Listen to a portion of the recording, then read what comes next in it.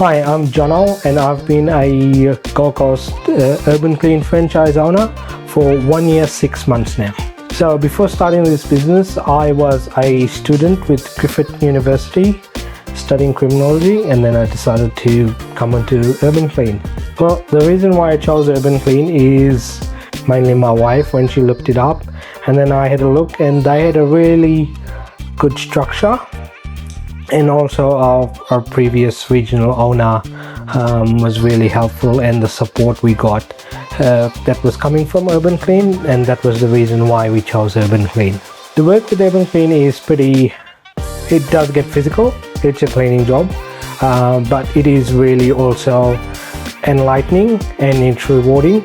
So yeah, it's really fun actually. Urban Clean, once you get the hang of it, it's a really fun job. The level of support is really great with Urban Clean. Our regional directors, Shannon and Jed, they've been amazing. Well, if you're thinking about joining and buying a cleaning franchise, I would definitely give Urban Clean 10 out of 10.